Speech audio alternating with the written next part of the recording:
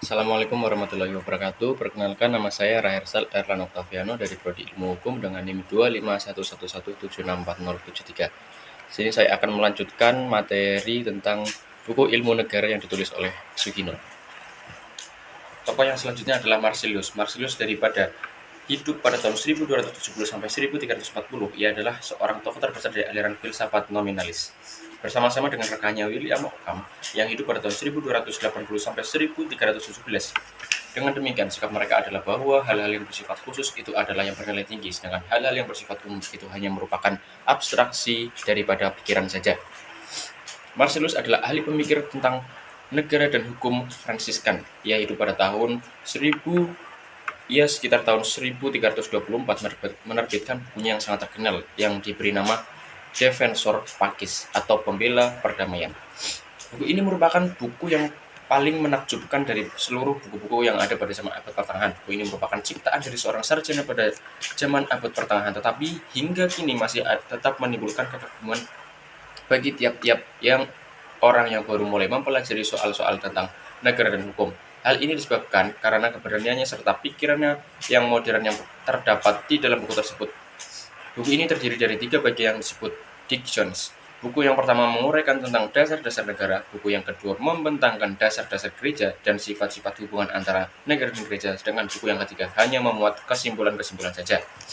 Ajaran dari Marsilius ini untuk selanjutnya adalah sangat berbeda dengan ajaran-ajaran dari Agustinus dan Thomas Aquinas. Karena dalam ajaran Marsilius nampak benar peranan orang atau individu dalam pembentukan negara atau masyarakat. Menurut Marsilius, pembentukan negara tidak hanya semata-mata karena kehendak Tuhan atau karena kodrat Tuhan, melainkan negara itu terjadi karena perjanjian daripada orang-orang yang hidup bersama untuk menyelenggarakan perdamaian. Sedangkan kalau menurut Agustinus, Tuhan adalah merupakan pokok pangkal daripada segala sesuatu. Jadi, juga tentang adanya negara. Dan kalau menurut ajaran Thomas Aquinas, meskipun masih juga berpokok pangkal pada Tuhan, namun sudah mulai muncul faktor baru yaitu manusia yang sifatnya masih samar-samar. Menurut Marsilius, vacuum subjection ini ada 2 macam, yaitu yang pertama bila kedudukan itu bersifat terbatas pada apa yang dikehendaki oleh rakyat, maka kekuasaan penguasa atau raja-raja hanya untuk menyelenggarakan atau menjalankan kekuasaan dari rakyat. Jadi sifatnya hanya eksekutif. Raja tidak boleh dan tidak wewenang menentukan peraturan atau undang-undang. Yang menciptakan atau membuat peraturan atau undang-undang itu adalah rakyat sendiri. Penyerahan kekuasaan atau sifat kependudukan yang demikian ini disebut consensio. Yang kedua, sedangkan kalau rakyat secara mutlak tunduk kepada penguasa atau raja yang mereka pilih itu dan hak untuk membuat peraturan atau undang-undang itu ada pada tangan raja, maka kekuasaan yang mereka serahkan kepada raja itu tidak hanya bersifat eksekutif, melainkan juga bersifat konstitutif. Penyerahan kekuasaan yang demikian ini disebut translatio. Sedangkan menurut Marsilius, kekuasaan negara yang tertinggi itu ada pada rakyat. Jadi kedaulatan itu ada pada rakyat, sebab rakyatlah yang berhak membuat peraturan-peraturan hukum atau undang-undang. Hal ini disebabkan karena negara itu merupakan kesatuan dari orang-orang yang bebas, yang merdeka, jadi tidaklah mereka seseorang itu menguasai orang lain secara mutlak.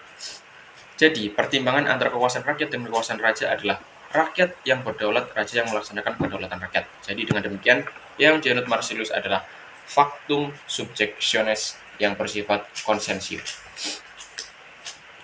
Ajaran Marsilius tentang negara dan hukum ini yang dikemukakan pada abad ke-14 dalam banyak hal adalah sangat menarik perhatian, oleh karena tidak adanya sedikit pun cita-cita besar dari zaman abad pertengahan, yaitu sedikit pun tidak mengenai adanya kerajaan dunia. Maka sebagai ganti daripada pandangan idealisme yang diciptakanlah pandangan realisme, yang nanti banyak persamaannya dengan pandangan Rousseau pada abad ke-18 dan monarki konstitusional pada abad ke-19. Dengan timbulnya kekuasaan raja-raja absolut ini, yang mana raja tidak bertanggung jawab kepada siapapun kecuali kepada Tuhan, maka lalu timbullah penyalahgunaan kekuasaan, antara lain pengakangan dalam hal kepercayaan. Maka tidaklah heran kalau kemudian timbul gerakan-gerakan baru yang menentangnya. Tetapi aliran atau gerakan ini tidak bermaksud menghapuskan raja-raja. Jadi bukanlah anti raja. Mereka itu hanya anti kekuasaan raja yang bersifat absolut. Karena ini meski selalu menimbulkan akses. Jadi akses inilah yang mereka tentang. Aliran ini namanya monarkomaken. Kalau menurut arti kata yang sebenarnya monarkomaken yang berarti anti raja. Tetapi sebenarnya dimaksud oleh kaum monark pemakan itu bukanlah anti raja, tetapi anti kekuasaan raja yang bersifat absolut dan terutama aksesnya. Aliran inilah yang nanti akan membatasi kekuasaan raja dengan cara menguraikan kembali asal-usul daripada kekuasaan raja, yaitu teori teokrasi dari zaman abad pertengahan mengatakan bahwa kekuasaan raja itu berasal dari Tuhan. Karena raja dianggap sebagai wakil Tuhan di dunia, sedangkan kekuasaan Tuhan itu bersifat absolut. Jadi raja kekuasaannya pun juga harus absolut. Maka aliran monark pemakan ini mencari dasar baru bagi kekuasaan raja. Lalu ada zaman Renaissance, abad ke-16. Benih-benih dari zaman Renaissance ini sungguhnya telah terdampak pada akhir zaman pertengahan bagian yang kedua. Akhir zaman pertengahan sesungguhnya perang salib. Jadi zaman Renaissance ini dimulai pada kira-kira pertengahan bagian yang kedua sampai akhir abad ke-16. Pandangan hidup ajaran tentang negara dan hukum pada zaman pertengahan sangat berbeda dengan pandangan hidup dan ajaran-ajaran tentang negara dan hukum pada zaman Renaissance. Sebab pandangan hidup pada zaman abad pertengahan itu bersifat universalistis, dalam arti orang menganggap dirinya sebagai bagian daripada dunia Kristen yang umum. Segala kehidupan yang bersifat untuk kehidupan dipersiapkan untuk menghadapi kehidupan yang langgeng, yaitu kehidupan di dunia akhirat. Ajaran-ajaran tentang negara dan hukum tidak mempunyai keberbedaan sendiri, karena ditentukan oleh pandangan yang teologis.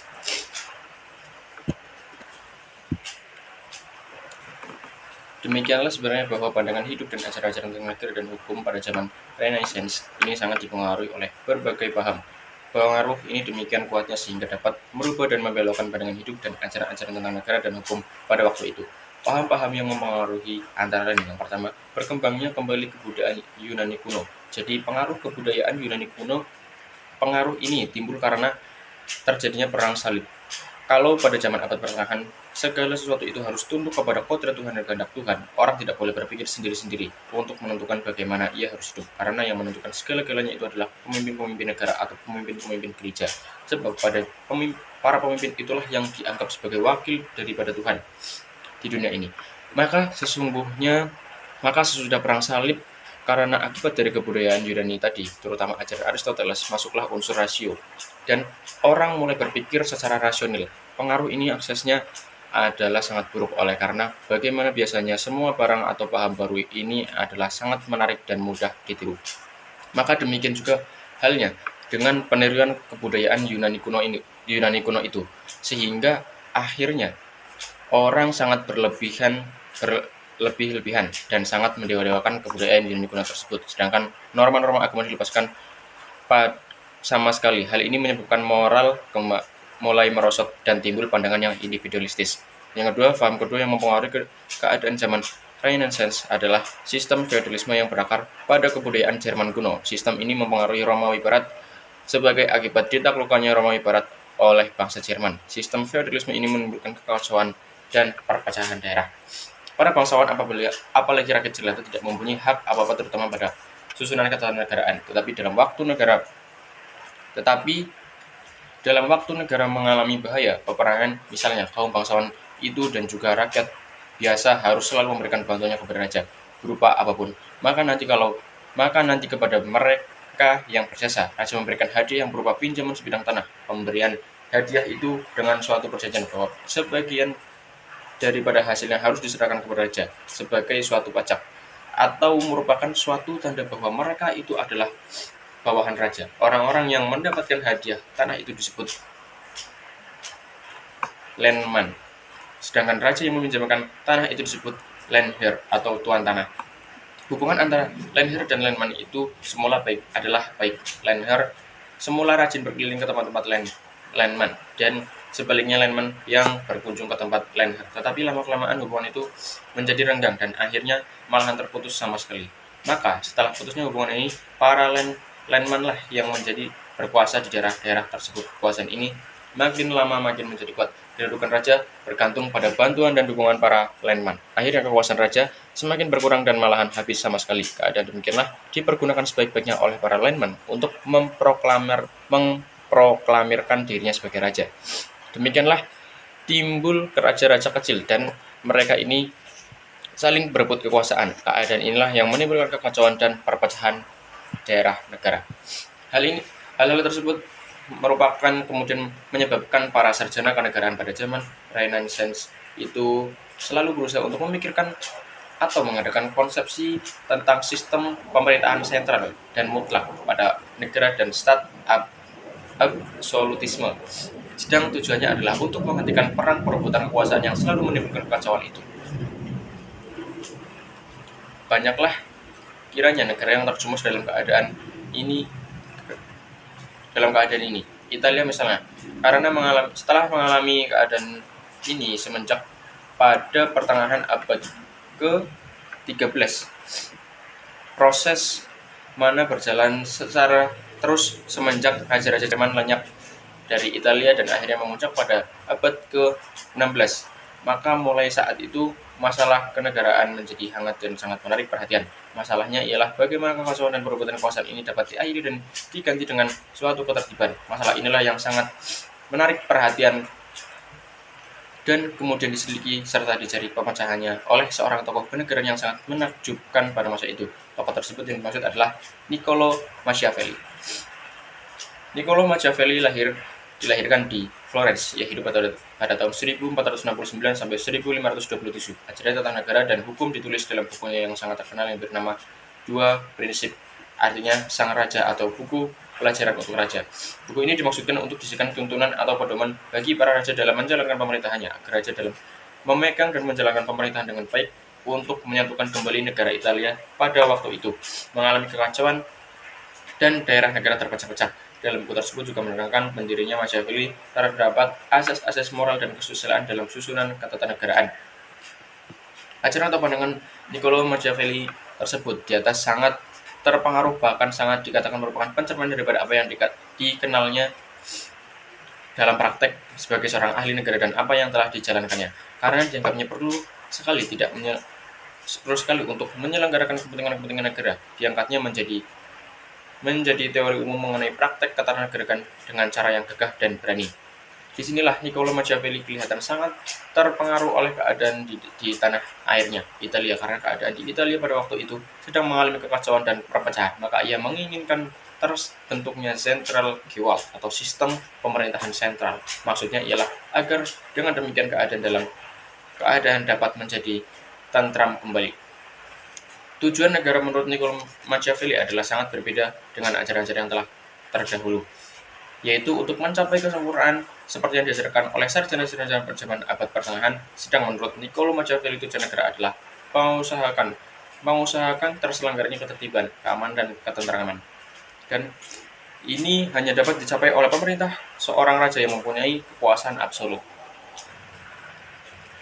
Jadi usahanya itu menuju ke arah mendapatkan serta menghimpun kekuasaan yang sebesar-besarnya dari tangan raja. Akan tetapi itu semuanya bukanlah merupakan tujuan negara yang terakhir, melainkan hanya merupakan sarana saja yang untuk mencapai tujuan yang lebih tinggi, yaitu kemakmuran bersama. Yang dimaksud adalah kemakmuran bersama rakyat Italia. Jadi yang demikian kalau dahulu tujuan negara itu adalah selalu bersifat kultural, sedangkan menurut Niccolo Machiavelli tujuan negara semata-mata adalah kekuasaan. Maka, sesuai dengan ajarannya itu pertama-tama menyusun sistem pemerintahan sentral. Ia dalam ajarannya telah memisahkan dengan tegas asas-asas moral dan tata susila dari asas kenegaraan. Karena moral dan tata susila itu adalah merupakan suatu hal yang diharapkan merupakan dasian. Sedangkan ketatanegaraan itu merupakan suatu kenyataan, merupakan dasein. Padahal suatu kenyataan itu selalu berbeda dengan apa yang selalu diharapkan. Alangkah besar perbedaannya antara cara orang seharusnya hidup dengan cara orang yang sebenarnya. Apa yang selalu dikatakan tidak selalu sama dengan apa yang diperbuatnya. Selanjutnya, sesuai dengan sifat naturalistisnya, Niccolo Machiavelli berpendapat bahwa hukum dan kekuasaan itu adalah sama. Sebab siapa yang mempunyai kekuasaan, ia mempunyai hukum. Dan siapa yang tidak mempunyai kekuasaan, tidak akan pernah mempunyai hukum. Dan yang paling baik memainkan peranan raja dalam semangat alam pikiran Niccolo Machiavelli adalah Kaisar Borgia. Sebab ia adalah raja yang paling unggul dalam lapangan kekerasan, penipuan, pembujukan, kelicikan, dan sebagainya semacam itu. Sehingga ia banyak mempunyai harapan akan berhasil dalam mencapai kesatuan Italia sebagai tujuan. Selanjutnya dikatakan oleh Van Schip, akan tetapi setiap orang yang masih mempunyai cita-cita yang lebih tinggi jadinya yang meningkat di atas kenyataan daripada apa yang dialami oleh panca inderanya, dan dengan demikian masih merasakan idealismenya sedikit dalam hatinya. Di samping naturalisme ini, tentu dalam hatinya akan mengadakan sedikit perlawan terhadap pandangan Niccolo Machiavelli ini. Dengan demikian tokoh ini yang dimaksud Niccolo Machiavelli akan lebih banyak mendapat nama buruk daripada nama masyhur. Bukan karena ia kurang tepat menggambarkan kenyataan, atau karena ia telah menemukan cara bertindak yang salah untuk menghadapinya, melainkan karena ia menolak segala sesuatu yang oleh zaman pertengahan dianjurkan pada umat manusia sebagai suatu cita-cita yang tinggi yang dapat memberi pedoman padanya dengan menghasilkan manfaatnya. Bahkan keperluan dari kejahatan, Niccolo Machiavelli telah melukai perasaan kesusilaan yang tinggi dari banyak orang. Oleh karena itu, banyak orang menganggapnya sebagai manusia yang jahat dan menolak seluruh pribadi dan ajarnya. Frederick yang Agung misalnya, mereka terkenal sekali dalam perasaan kesusilaannya karena petunjuk-petunjuk yang diberikan oleh Niccolo Machiavelli kepada sang raja, sehingga ia menyuruh menerbitkan dalam tahun 1740 sebuah karangannya anti Machiavelli, dalam mana buku dua prinsip dari Niccolo Machiavelli dikupasnya bab demi bab. Dengan ajaran Niccolo Machiavelli tersebut di atas, kita sesungguhnya telah langsung memasuki praktek ketatanegaraan dan pikiran-pikiran tentang negara dan hukum pada zaman Renaissance dengan segala kebaikan dan keburukannya pada paham individualisme yang merasai pada zaman itu. Yang kedua ada Thomas Morus. Thomas Morus dilahirkan di London. Ia hidup pada tahun 1478 sampai 1535. Ayahnya seorang hakim, di mana masa kecilnya Thomas Morus sangat mengagumkan.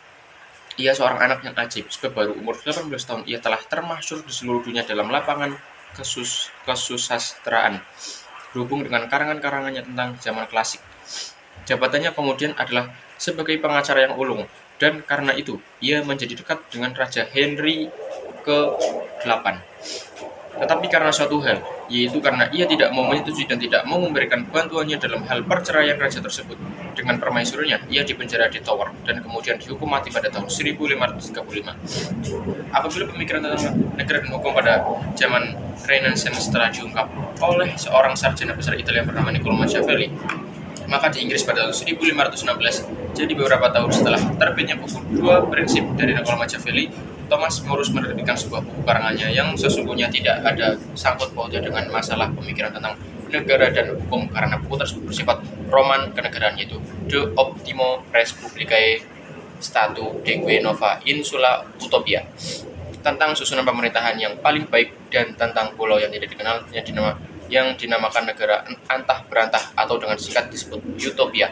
Karena tulisannya itulah nama Thomas Morus terkenal di seluruh dunia dan bahkan namanya dapat diberikan dalam sejarah pemikiran tentang negara dan hukum. Buku Utopia dari Thomas Morus dibagi dalam dua bagian. Buku yang pertama belum menggambarkan negara model yang dimaksud, melainkan baru menggambarkan keadaan yang menyebabkan serta mengilhami Thomas Morus menciptakan negara modelnya, yaitu keadaan di mana rakyat mengalami tekanan-tekanan baik dari raja maupun dari para bangsawan, yang menyebabkan kesengsaraan rakyat terutama dalam lapangan ekonomi. Dengan demikian kejahatan merajalela dan merosotnya moral, sedangkan raja dan para bangsawan yang nganggur itu hidup dengan mewah dan berfoya-foya. Padahal rakyat yang kerja keras siang malam hidupnya tidak lebih baik daripada seekor lembu penarik pedati. Jadinya dengan demikian, apa yang dinamakan keadaan tidak ada sama sekali, itulah keadaan yang di Inggris pada waktu itu. Sampai soal kepercayaan atau agama tidak ada kebebasan sama sekali. Buku kedua menggambarkan negara model yang dikhayalkan oleh Thomas Morus, bahwa keadaan di utopia lain, seorang penakluk utopis telah membuat penduduk aslinya yang beda menjadi suatu neti atau bangsa. Maka muncullah sudah 54 kota yang indah. Pusatnya ialah kota Amaurotum. Ia adalah negara pertanian dan letaknya Amaurotum banyak persamaannya dengan letak kota London. Penduduk dibagi-bagi dalam keluarga-keluarga pertanian yang masing-masing terdiri dari 40 orang. Di atas keluarga demikian itu ada seorang pilar, sedangkan di atas 10 pilar, jadi di atas 300 keluarga, ada seorang proto pilar. Para pilot itu memilih rajanya, dan sebuah senat membuat undang-undang.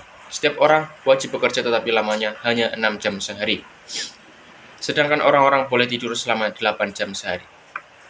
Demikianlah gambaran negara model dalam utopianya Thomas Manus, yang tidak lain merupakan kritikan yang tajam terhadap ketidakadilan di Inggris pada waktu itu, terhadap kaum feodal, kaum bangsawan, dan terutama secara diam-diam merupakan gugatan terhadap hasrat daripada keluarga Raja Tudor yang pada waktu itu memerintah di Inggris untuk mencapai kekuasaan absolut dalam lapangan ketatanegaraan.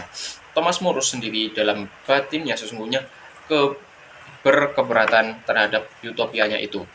Oleh karena suatu masyarakat di mana keadaan hidup dan harta benda diatur secara komunistis dan tanpa ada uang akan mematikan semua pengertian tentang gengsi, keindahan, dan kegemilangan, hal-hal yang justru penting dalam kehidupan negara. Tetapi oleh karena keadaan terpaksa ia berbuat demikian dan menutup mulutnya rapat-rapat. Yang ketiga ada Jean Bodin. Jean Bodin adalah seorang ahli pemikir besar tentang negara dan hukum dari negara Prancis yang banyak juga dipengaruhi oleh keadaan pada zaman Renaissance. Ia hidup pada tahun 1530 sampai 1596. Ia adalah seorang realistis seperti halnya dengan Niccolò Machiavelli. Ia hidup dalam suasana sistem pemerintahan absolutisme di bawah kekuasaan Henry IV. Ini adalah bentuk pemerintahan baru yang sama sekali tidak dikenal pada zaman abad pertengahan dan yang memberi sifat kenegaraan yang khusus pada zaman sejarah baru. Di sini pun individualisme akan lekas diganti oleh bentuk baru, ialah kolektivisme, yang akan negara mengakhiri individualisme itu pada itu sama sekali. Kekuasaan absolutisme di bawah pemerintahan Henry IV ini telah berlangsung lama, dari tahun 1589 sampai 1610, maka telah berakar kuat pada sistem ketatanegaraan Prancis. Maka sudah barang tentu perubahan-perubahan yang penting dalam hubungan kekuasaan dirumuskan dan dibenarkan dalam bentuk yuridis secara ilmiah. Hal inilah yang dilakukan oleh Jean Bodin dalam buku karangannya Six Livres de la République yang diterbitkan pada tahun 1576. Jadinya ajaran Jean Bodin itu sebetulnya hanyalah memberi dasar-dasar yuridis terhadap kekuasaan absolut di bawah pemerintahan Henry IV tadi. Akan tetapi, untuk selanjutnya, pendapatnya berbeda, yaitu mengenai pemimpin atau kekuasaan pertama. Menurut Aristoteles, penguasaan yang pertama itu dipilih oleh rakyat, sedangkan menurut Jean Bodin, penguasa yang pertama itu adalah pemimpin militer yang memperlihatkan kekuasaannya. Sesuai dengan pendapatnya tentang tujuan negara, maka Jean Bodin mengatakan bahwa negara merupakan perwujudan daripada kekuasaan. Untuk memperkuat pendapatnya itu, maka ia harus merumuskan pengertian kedaulatan. Kedaulatan adalah kekuasaan tertinggi terhadap para warga negara dan rakyatnya, tanpa ada suatu pembatasan apapun dari undang-undang. Dalam perumusannya, atau lebih tegas definisinya ini, sekaligus terkandung pengertian negara dan kekuasaan raja. Raja tidak terikat oleh kekuasaan undang-undang. Raja adalah yang menetapkan undang-undang. Yang dimaksud dengan undang-undang adalah hukum positif. Jadi, bukan hukum Tuhan atau hukum alam. Kekuasaan tertinggi untuk membuat hukum di dalam suatu negara yang sifatnya yang pertama tunggal. Ini berarti bahwa hanya negara yang memiliki. Jadi di dalam negara itu tidak ada kekuasaan lainnya lagi yang berhak menentukan atau membuat undang-undang atau hukum. Yang kedua, asli. Ini berarti bahwa kekuasaan itu tidak berasal dari kekuasaan lain. Jadi tidak diturunkan atau diberikan oleh kekuasaan lain. Jadi misalnya provinsi atau kota praja itu tidak mempunyai kedaulatan karena kekuasaan yang ada padanya itu tidak asli sebab diperoleh dari pusat. Yang ketiga, abadi, yang berarti mempunyai kekuasaan tertinggi atau kedaulatan itu adalah negara, yang menurut pendapat Jean Bodin, negara itu adanya abadi. Yang keempat, tidak dapat dibagi-bagi, yang berarti bahwa kedaulatan itu tidak dapat diserahkan kepada orang atau badan lain, baik sebagian maupun seluruhnya. Konsepsi Jean Bodin tentang pengertian kedaulatan tersebut di atas sebetulnya mempunyai suatu kelemahan meskipun ia telah disadari oleh Jean Bodin sendiri. Ialah bahwa ia tidak memisahkan antara pengertian negara dengan pemerintahan. Ia merupakan kelemahan dari teorinya.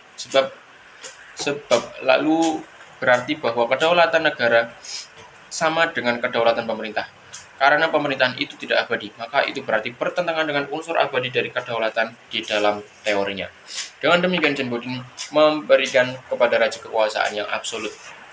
Karena seperti halnya dengan Machiavelli, maka tidaklah mengherankan bahwa John Bodin tidak menyetujui adanya badan perwakilan yang mempunyai kekuasaan di samping raja. Ia hanya dapat menerima apabila badan perwakilan itu terdiri dari suatu kelas atau kasta yang hanya mempunyai kekuasaan untuk memberi nasihat kepada raja.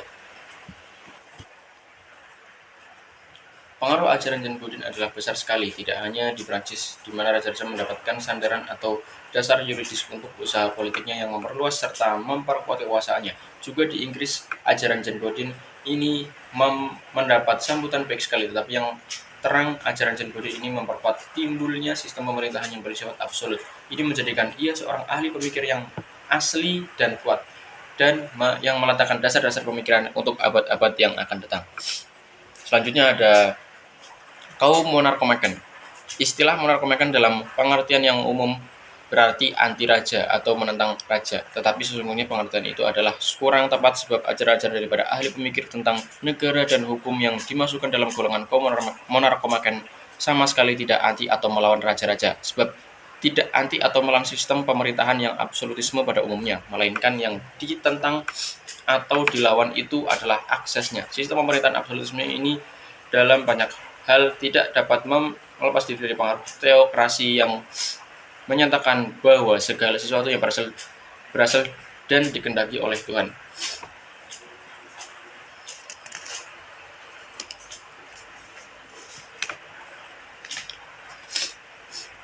Pada waktu raja-raja itu memerintah dengan kekuasaan yang absolut, timbul akibat juga dalam lapangan keagamaan atau kepercayaan, yaitu bahwa raja yang menentukan agama apa yang harus dianut oleh rakyatnya. Maka dalam lapangan agama harus timbul aliran reformasi. Nama-nama yang terkenal dalam kaum reformasi itu adalah Luther,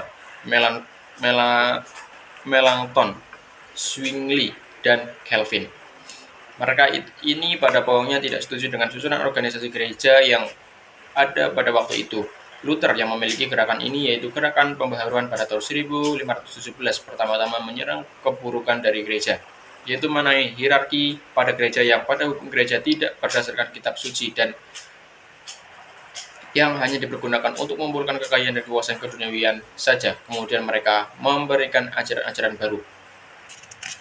Dan ajaran ini menyebutkan bahwa teori kenegaraan yang berdasarkan atas dalil-dalil agama yang ditolaknya. Jadi pandangan-pandangan tentang negara dan hukum yang bersifat teologis tidak memuaskan lagi. Sedangkan menurut Melanchthon adalah seorang ahli pemikir yang berpendirian serta berperi kemanusiaan, ia banyak dipengaruhi oleh ajaran Aristoteles. Ia menitik beratkan pada hukum alam dengan langsung mengajar kepada manusia apa kehendak Tuhan itu. Negara juga mengajarkan kepada manusia supaya mengenal kehendak Tuhan. Jadi, negara mempunyai sifat ketuhanan, maka negara harus mengajarkan agama yang sebenarnya. Lalu kaum reformasi berikutnya adalah Zwingli. Ia adalah seorang politikus, dan Calvin, ia adalah seorang sarjana hukum. Kedua-duanya adalah orang Swiss. Zwingli hendak melindungi semangat negaranya dari pengaruh-pengaruh buruk yang datang dari luar. Inilah tujuannya yang utama. Menurut pendapatnya, negara mempunyai hak untuk mengatur sendiri kehidupan masyarakatnya berdasarkan kemauannya sendiri. Dengan demikian, ajaran Zwingli ini menuju ke negara demokrasi. Sedangkan gerakan dari Calvin yang kemudian terkenal dengan sebutan Calvinisme menjadi pejuang-pejuang untuk kebebasan politik dan menjadi perintis jalan untuk kemerdekaan negara dan demokrasi. Sejak Dante yang hidup pada tahun 1265 sampai 1321 telah dibicarakan tentang hubungan antara negara dan gereja di samping ajaran-ajaran yang telah ada semenjak permulaan zaman abad pertengahan. Dante membicarakan hal tersebut dalam bukunya De Monarchia. Sifat daripada bukunya itu adalah anti-paus, sebab pada waktu itu keadaan baik di Romawi maupun Italia sangat kacau sebagai akibat dari terus-menerusnya pertentangan antara penganut-penganut raja dengan penganut-penganut gereja. Pendapat Luther mengenai hubungan antara negara dengan gereja adalah bahwa hubungan tersebut bersifat tidak tetap. Hal ini ditentukan oleh keadaan. Negara itu sering sekali. Demikian Luther melaksanakan suatu sistem politik yang sebenarnya tidak dikehendaki oleh negara itu sendiri. Oleh karena tindakan itu seakan-akan dipaksakan oleh keadaan terhadap negara. Mula-mula sikap Luther terhadap negara dan gereja adalah sangat radikal, sesuai dengan ajaran agama yang mengatakan bahwa orang jangan berbuat sesuatu yang bertentangan dengan keyakinannya. Tetapi oleh karena suatu keadaan Luther terpaksa merubah sikapnya yang pokoknya, ia berpendapat bahwa negara adalah dari umat Kristen. Umat Kristen dapat memecat pendeta yang mengajarkan agama yang menyesatkan. Penguasa negara sebagai anggota umat Kristen yang utama dapat bertindak sebagai wakil daripada seluruh umat Kristen dan harus menyediakan alat-alat kekuasaannya untuk kepentingan pelaksanaan kehendak gereja. Pendapat Calvin mengenai hubungan antara negara dengan gereja berpangkal pada perbedaan tugas antara negara dengan gereja. Meskipun negara dan gereja itu keduanya harus mengusahakan agar setiap orang itu menganut agama yang sejati dan mentaati perintah-perintah Tuhan, tetapi masing-masing itu mempunyai jalan atau cara yang berbeda. Gereja itu mempergunakan kekuasaannya atas jiwa manusia dan mengarahkan tujuannya kepada kebahagiaan di akhirat. Kemudian, dalam lapangan ketatanegaraan reformasi itu juga menimbulkan aliran baru, yaitu aliran atau kaum monarkomakan. Yang menjadi sebab timbulnya aliran ini ialah karena raja mempunyai kekuasaan yang absolut, dan ini selalu menimbulkan akses, antara lain raja dapat ikut campur dalam soal-soal keagamaan, bahkan menentukan kepercayaan apa yang harus dianut. Soal pokoknya adalah sebagai berikut. Apakah raja itu berhak memerintah bertentangan dengan aturan-aturan agama? Pertanyaan ini dapat menimbulkan dua macam konsekuensi. Pertama, bila jawabnya boleh, ini berarti orang menyetujui timbulnya tirani dan orang akan lebih mentaati perintah-perintah orang atau raja daripada perintah-perintah Tuhan.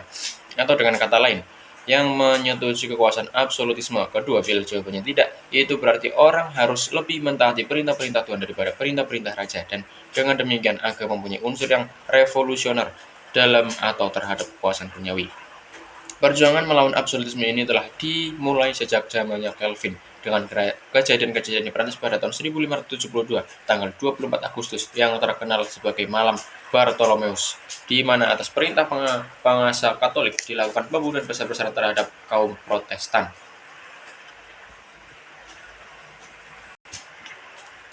Hottman pada tahun 1573 menerbitkan buku karangannya yang diberi nama Franco Gallia. Dasar-dasar yang dipergunakan oleh Hottman untuk menentang absolutisme bukanlah dasar-dasar ajaran agama, melainkan dasar-dasar ajaran sejarah. Jadinya, ia bukanlah seorang monarkomakan yang sebenarnya, meskipun orang selalu menggolongkan ke dalam pengertian itu. Brutus, buku tulisan kaum monarkomakan yang sesungguhnya, pertama-tama terbit pada tahun 1579. Nama bukunya Vindiciae contra Tyrannos, atau alat-alat hukum melawan tirani. Pengarangnya tersembunyi di belakang nama Brutus. Buku ini adalah merupakan salah satu tinjauannya prinsipal tentang perlawanan terhadap raja-raja yang mempunyai kekuasaan absolut. Buchanan, nama lengkapnya George Buchanan, adalah seorang Scot. Pada tahun 1579, ia menerbitkan bukunya De Jure Regni apud Scotus, tentang kekuasaan raja pada bangsa Scot. Buchanan hidup pada tahun 1506 sampai 1582. Ia adalah seorang pendidik. Antara lain, ia mendidik James yang kemudian menjadi raja di Skotlandia dan Inggris. Di Skotlandia sebagai James VI, sedangkan di Inggris sebagai James I yang memerintah pada tahun 1603 sampai 1625.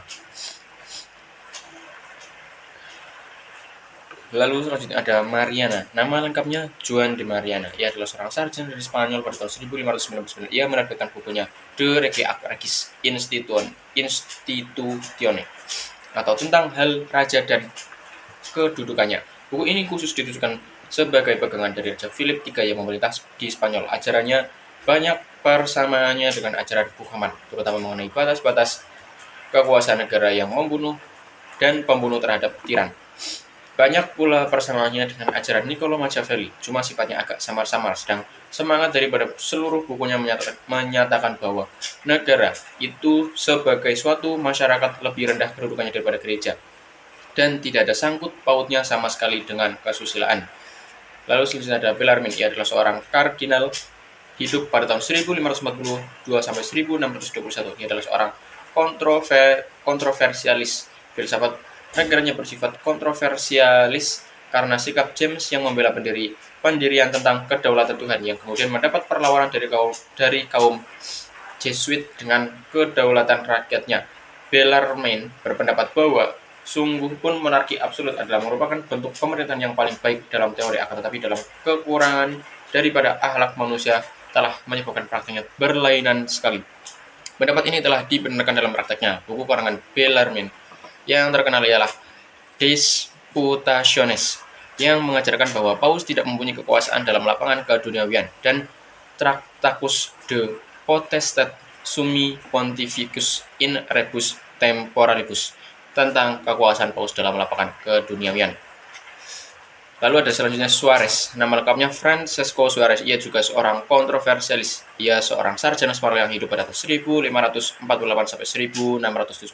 Ajaran ditulis dalam bukunya Tractatus de Legibus Actio Legislatore, atau uraian dengan undang-undang dan Tuhan pembentukan undang-undang.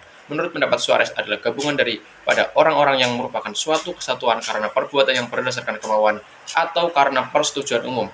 Keseluruhan sosial ini mempunyai tujuan umum dan merupakan kesatuan moral yang memerlukan kekuasaan yang mengatur.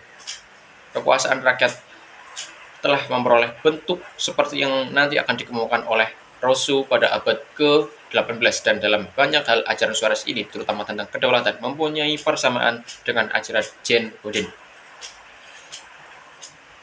Lalu yang selanjutnya adalah Johannes Althusius atau Johann Althaus. Ia adalah seorang monark pemakan yang Calvinis. Pada tahun 1610 ia menerbitkan buku karangannya yang sangat terkenal, Politica Methodicista, yaitu susunan ketatanegaraan yang sistematis yang diperkuat dengan contoh-contoh dari sejarah biasa dan sejarah suci. Althusius hidup pada tahun 1568 sampai 1638.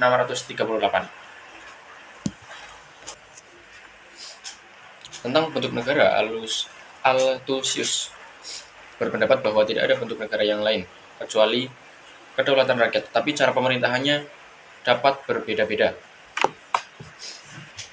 Sebab pemerintahan itu dapat dilakukan oleh satu orang tunggal atau oleh satu dewan. Oleh karena di samping kepala negara atau raja selalu akan ada dewan yang turut bertanggung jawab, maka bentuk pemerintahan adalah selalu bersifat campuran dan tidak akan pernah bentuk monarki atau aristokrasi ataupun demokrasi sebagai bentuk yang murni. Jadinya, dari ajaran Johannes Althusius dapat ditarik kesimpulan bahwa ia adalah seorang dari kaum monark pemakan yang banyak dipengaruhi oleh ajaran Calvin. Ajarannya tentang pemikiran negara dan hukum yang terpenting antara lain adalah persoalan tentang di mana asal kekuasaan raja dan dari mana pula asal kekuasaan rakyat. Yang terakhir ini dibicarakan oleh karena nanti ternyata bahwa menurut ajaran Althusius kekuasaan raja itu berasal dari rakyat. Menurut Althusius ini, semua berasal dari suatu hukum. Jadi dengan demikian, teranglah sekarang bahwa dasar kekuasaan raja bukan berasal dari Tuhan, tetapi berdasar dari suatu hukum. Jadi timbul pengertian baru mengenai kekuasaan raja atau dasar baru, yaitu dasar hukum. Tetapi yang dimaksud hukum di sini bukanlah hukum dari negara atau dari raja atau dari Tuhan, melainkan hukum alam kodrat, yaitu hukum yang ditetapkan berlaku secara umum yang tidak tergantung pada tempat dan waktu. Artinya di mana dan bila mana saja hukum itu berlaku, maka tempatnya di atas hukum bukan oleh rakyat atau raja, maka negara dan raja tidak memiliki kekuasaan tertinggi atau kedaulatan yang sebagai suatu kesatuan. Juga di samping itu, orang mengira bahwa pemecahan itu dapat dicapai dengan mengangkat nilai kesusilaan dari pribadi orang yang memegang kekuasaan raja. Tetapi bagaimanapun juga yang terang, orang akan dihadapkan pada pertanyaan apakah hukum alam itu. Jawabannya adalah akan dibicarakan dalam atau ditemukan dalam pembicaraan mengenai pemikiran tentang negara dan hukum pada abad ke-7 dan abad ke-17 dan abad ke-18, yaitu zaman berkembangnya hukum alam. Yang pertama, teori hukum alam abad ke-17. Sebagaimana tadi disinggung di atas, ajaran hukum alam memberikan suatu dasar baru bagi tinjauan mengenai pemikiran tentang negara dan hukum, yang di dalam sejarah pemikiran tentang negara dan hukum yang mempunyai kedudukan tersendiri dan penting, serta mempunyai akibat-akibat yang lebih jauh bagi perkembangan ketatanegaraan, terutama di Eropa Barat, khususnya pada abad 17 dari abad ke-18, teori hukum alam ini sangat berkuasa dan menimbulkan ajaran-ajaran baru. Pemikiran tentang negara dan hukum pada abad ke-16 mengenai penjelmaan kekuasaan absolut dan pembenarannya atau penguatannya yuridis, serta penetapan-penetapan batas yang perlu untuk itu. Hal yang terakhir ini sering menimbulkan perbedaan pendapat mengenai jawaban dari manakah sesungguhnya asal mula kekuasaan itu. Dalam hal ini ternyata pandangan teologis yang selalu memegang peranan inilah salah satu persoalan yang diwariskan dari zaman abad pertengahan yang akan berlangsung terus dalam bentuk-bentuknya yang baru. Persoalan yang lain ialah mengenai tujuan daripada sistem absolutisme itu sendiri. Jawabannya pun selalu dikuasai oleh alam pikiran teologis. Kemudian bagaimanakah manusia dari keadaan alam bebas itu beralih ke keadaan di mana mereka terikat oleh peraturan-peraturan negara, oleh ajaran hukum alam? Pertanyaan ini dijawab sebagai berikut, bahwa dalam keadaan alam bebas itu manusia sesungguhnya telah mempunyai resiko akal, jadi sudah dapat berpikir. Kemudian dengan rasionya itu mereka dapat mengetahui bahwa kebebasan yang terdapat dalam keadaan state of nature itu meringankan jiwa dan miliknya. Karena memang keadaan tidak teratur, keadaannya adalah bebas sama sekali. Maka tidaklah mengherankan kalau manusia yang satu menganggap manusia yang lain sebagai musuhnya. Malahan ada yang berpendapat sebagai serigala. Timbullah peperangan antara satu sama lain, satu lawan semua atau semua lawan semua. Manusia yang satu menganggap manusia yang lain sebagai mangsanya, jadi bawahnya selalu timbul kekacauan. Di atas telah dikatakan bahwa teori hukum alam itu berkembang dalam bentuk yang baru atau modern dalam abad ke-17 dan abad ke-18. Tetapi dalam kedua abad ini, ajaran hukum alam mempunyai perbedaan-perbedaan itu bersifat pokok, prinsipil, dan azasi. Namun demikian perbedaan itu tidak mengenai materi atau isi pokok ajarannya, melainkan hanya mengenai atau terletak pada sifatnya atau fungsinya atau cara penggunaannya. Sedangkan sifat ajaran hukum alam pada abad ke-18 adalah lain sekali. Pada abad ke-18 merupakan abad daripada akal pikiran, meskipun abad ke-18 juga demikian. Tetapi tugas yang diberikan kepada rasio adalah berlainan sama sekali. Bila sifat dan sikap akal atau rasio pada abad ke-18 berubah dari menerima dan menerangkan menjadi memberikan penilaian jadi menilai. Dengan demikian akal pikiran atau rasio memperoleh sifat revolusioner. Pemikiran tentang negara dan hukum berkembang sedemikian rupa dan mulai saat itu pula cara orang berpikir mulai berubah dari induktif ke deduktif, yaitu cara berpikir yang dimulai dari hal-hal yang. Dengan demikian, akal pikiran atau rasio memperoleh sifat revolusioner. Pemikiran tentang negara dan hukum berkembang sedemikian rupa dan mulai saat itu pula cara orang berpikir mulai berubah dari induktif ke deduktif, yaitu cara berpikir dimulai dari hal-hal yang umum menuju ke hal-hal yang khusus. Apa akibatnya? Tetapi pertanyaan yang tidak kurang penting daripada itu dan oleh karenanya terlebih dahulu harus dijawab ialah apa sebabnya timbul perbedaan sifat dan sikap daripada ajaran hukum alam abad ke-17 dengan ajaran hukum alam abad ke-18 itu. Jawaban atas pertanyaan terakhir itu kiranya dapat ditemukan dalam keadaan yang diwariskan di zaman abad pertengahan dan pikiran Renaissance, yaitu sistem pemerintahan absolutisme. Karena sistem ini dalam perkembangannya sepanjang abad akan selalu bertambah besar dan yang terpenting ialah akan selalu menghalang-halangi perkembangan pemikiran tentang negara dan hukum. Dan karena sistem feodalisme dari zaman abad pertengahan masih tetap bertahan terus, ini menyebabkan sumber-sumber kesejahteraan tetap dikuasai oleh kaum bangsawan, sehingga rakyat makin lama menjadi sangat dikuasai oleh kaum bangsawan, sehingga rakyat miskin makin lama menjadi sangat tertekan hidupnya dan miskin. Dan ini akan tidak mengherankan karena dianggap bertentangan dengan rasio dan rasa ketidakpuasan. Ini akan mengakibatkan perubahan-perubahan dan bahkan pemberontakan terhadap penguasa yang ada.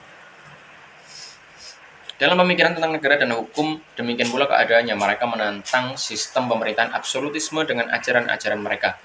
Karena sistem pemerintahan absolutisme itu dianggap tidak sesuai dengan rasio, inilah yang kemudian menimbulkan perubahan-perubahan besar dan juga revolusi besar di Prancis dan di Amerika. Sifat daripada revolusi tersebut adalah menentang sistem pemerintahan absolutisme karena ini dianggap tidak sesuai dan tidak dapat diterima oleh rasio.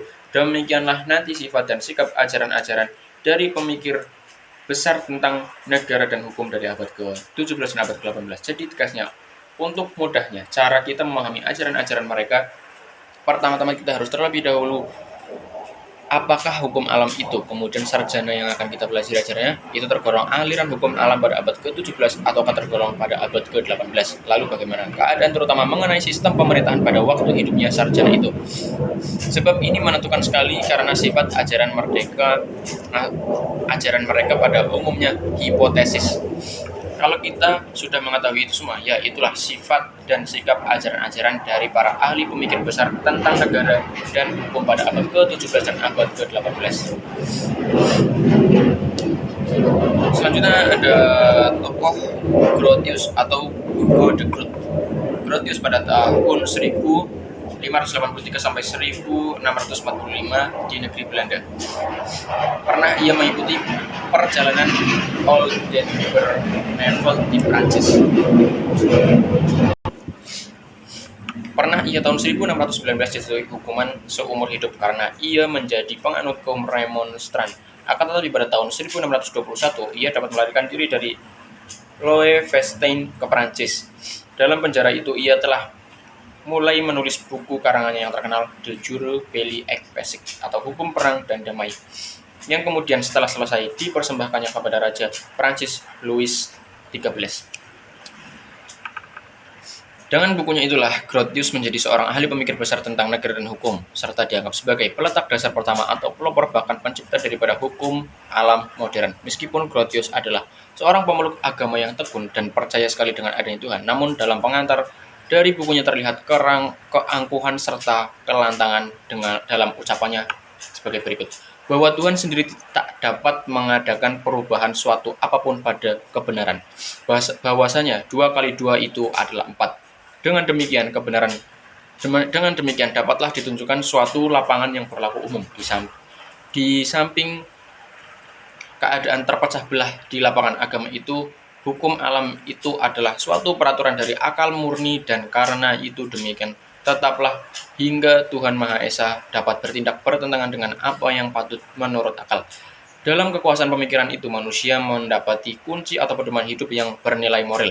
Bahkan seandainya Tuhan itu tidak ada atau tidak memperdulikan manusia, maka akal itu akan dapat memimpin manusia. Akal itu berlaku dengan tiada bergantung pada kekuasaan yang gaib. Dalam menetapkan dasar-dasar modern untuk pemikiran tentang negara dan hukum misalnya, Grotius sangat terpengaruh oleh ajaran Aristoteles bahwa manusia itu adalah makhluk sosial, sehingga karena itu ia selalu mempunyai hasrat untuk hidup bermasyarakat. Akan tetapi demikian, Grotius, manusia itu memiliki akal atau rasio, lain halnya dengan hewan. Maka dari itu, kepentingan dan keuntungan diri sendiri yang menyingkirkan kepentingan umum tidak dapat dijadikan dasar daripada pikiran tentang keadilan. Dengan ini, Grotius menentang ajaran Carneades, seorang sofis Yunani kuno. Tetapi ajaran dari Carneades ini nanti akan menjadi pendirian dan pedoman ajaran Thomas Hobbes. Grotius menyatakan bahwa yang mengikat antara negara-negara itu atau hukum yang berlaku antara negara-negara itu adalah suatu norma yang tertentu, yang norma itu meskipun tidak tertulis atau tidak ditetapkan dalam hukum negara, toh norma itu berlaku juga. Jadi sebenarnya norma itu bukan buatan negara ataupun buatan raja, tetapi itu adalah dari alam kodrat. Jadi hukum alam itu apa? Menurut Grotius adalah suatu ketentuan yang benar dan baik menurut rasio, dan tidak mungkin salah, lagi pula adil.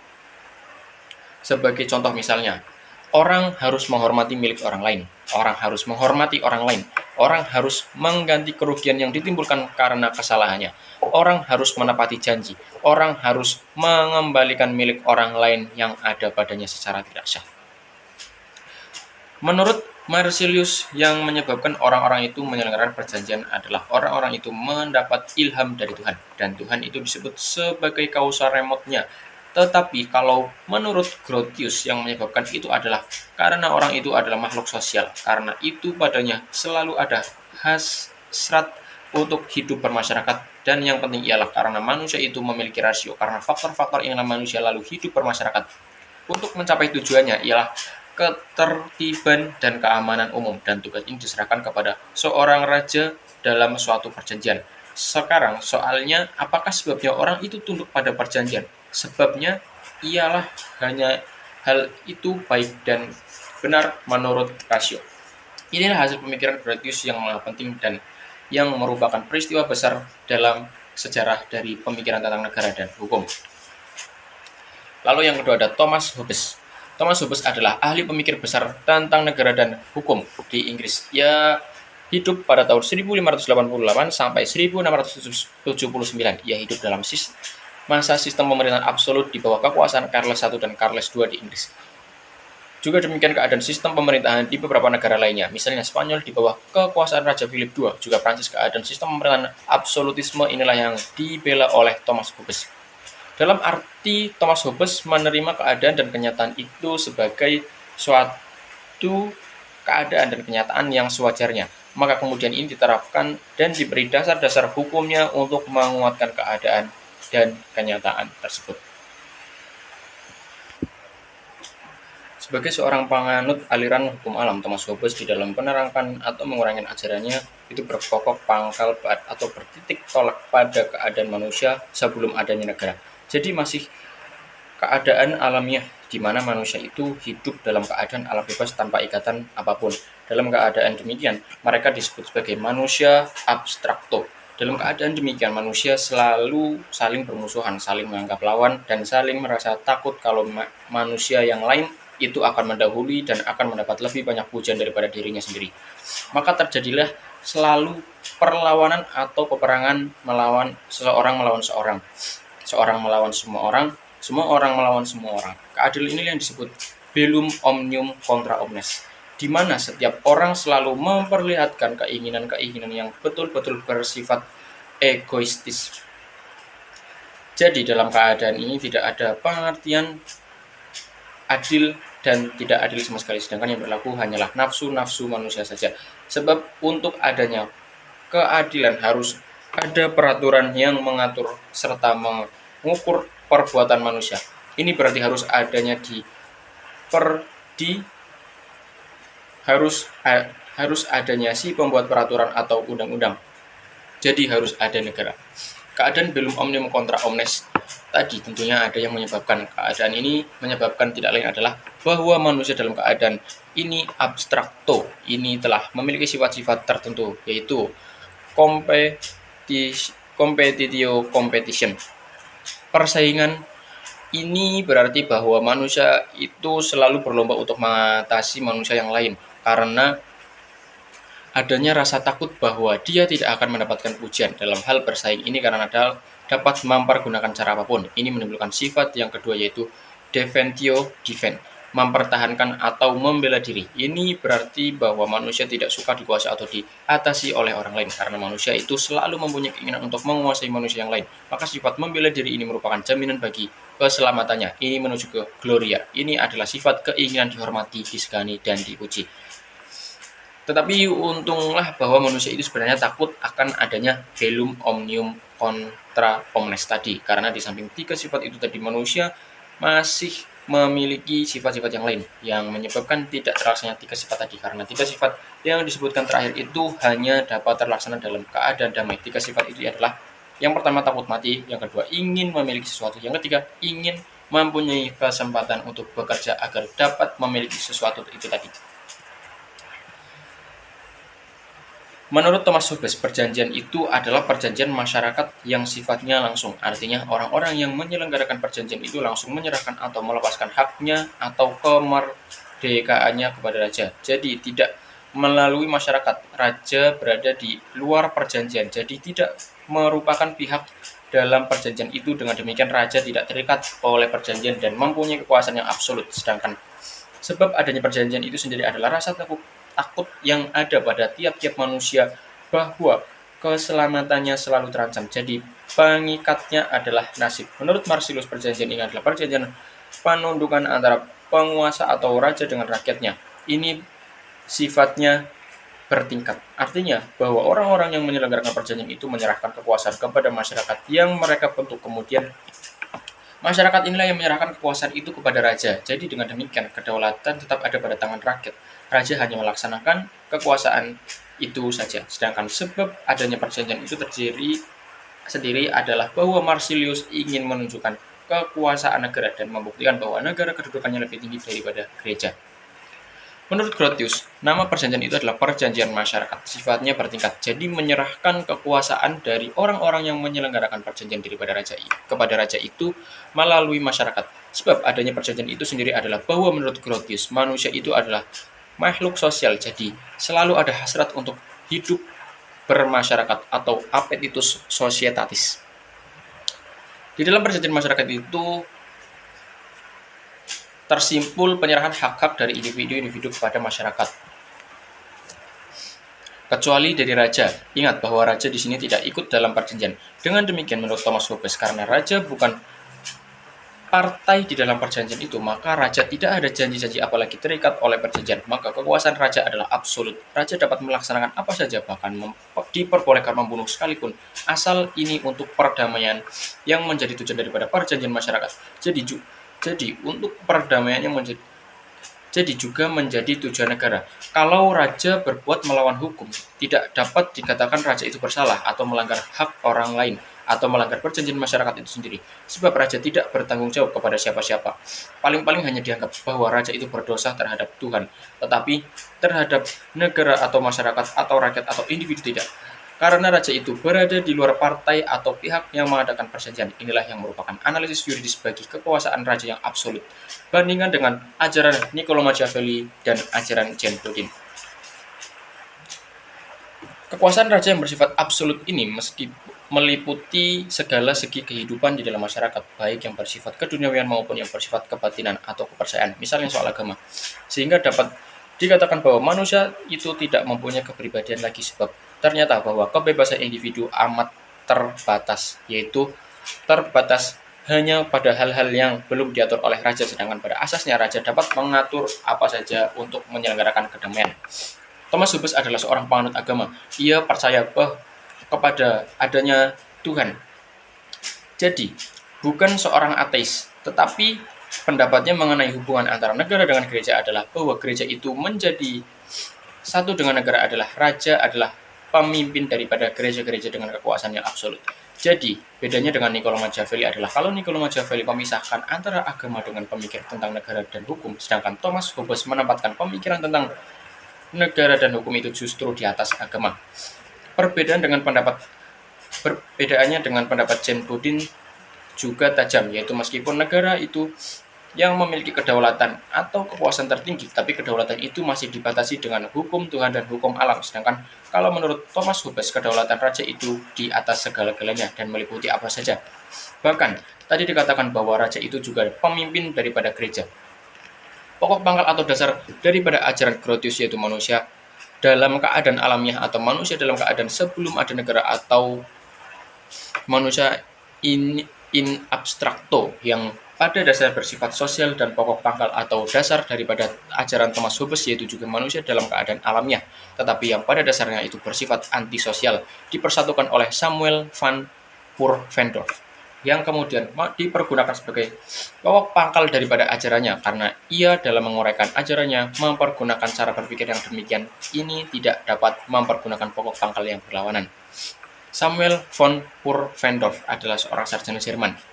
Ia hidup pada tahun 1632 sampai 1694. Ia adalah seorang mahaguru. Ajarannya bersifat kombinasi antara ajaran Grotius dengan ajaran Thomas Hobbes.